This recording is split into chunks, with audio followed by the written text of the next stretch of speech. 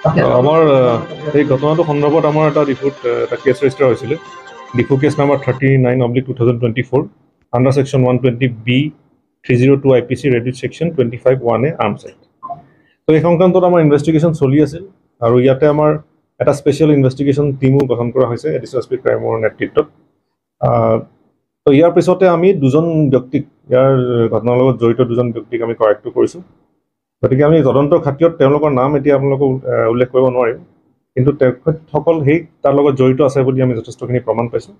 গতিকে তেওঁলোকক এৰেষ্ট কৰা হৈছে আৰু আজি আমাৰ অনাৰেবল কোৰ্টত তেওঁলোকক প্ৰডিউচ কৰা হৈছিল আৰু আমি 4 দিনৰ এতিয়া আমি জিম্মা লাভ কৰিছোঁ আৰু কিছু বৰ্তমান এইখিনি আমাৰ এতিয়া আপডেট আছে।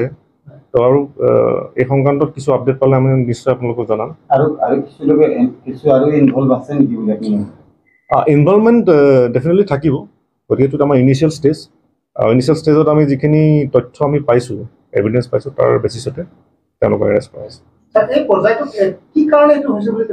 নাই, মটিভটো আমি সম্পূৰ্ণ আমি গোটেইটো ইনভেষ্টিগেশ্যন নকৰাকৈ মটিভৰ কথা গম পোৱা নাযাব। গতিকে মটিভটোৰ ওপৰত আমাৰ এইটো ইনভেষ্টিগেশ্যনৰ পাছতে আমাৰ কথাখিনি গম পোৱা যাব। Thank you.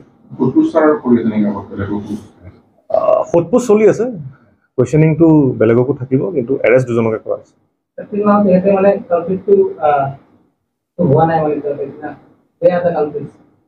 নাই, মই এতিয়া আপোনাক জনালোৱে যে ইনভেষ্টিগেশ্যনৰ পিছত যিখিনি লিংক আছে এই লিংকখিনি যেতিয়া আমি এড কৰিম তেতিয়া গম পোৱা যাব যে মেইন কালপিট কোন হয়। গতিকে অনচাছপেক্ট এইটো আমাৰ ইনভেষ্টিগেশ্যন এভিডেঞ্চ পাইছোঁ। নাই, তেনেকুৱা ধৰণৰ এতিয়ালৈকে কোনো ৰেকৰ্ড এইটোতো এতিয়া ইনভেষ্টিগেশ্যন প্ৰচেছত ক'ব নোৱাৰি।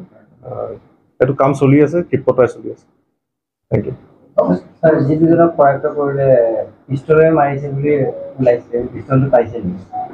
নাই, এইটোতো আমি যিদিনা ঘটনা হৈছে সেইদিনাই অলৰেডি তাত আমি খালী কাৰ্টিজ হেৰি পোৱা গৈছে, কেছ পোৱা গৈছে। গতিকে ঘটনাটো ডেফিনেটলি পিষ্টলেৰে মাৰিছে 7.56 mm, কিন্তু আমি এতিয়ালৈকে এইটো উদ্ধাৰ কৰিব পৰা নাই, তদন্ত চলি আছে।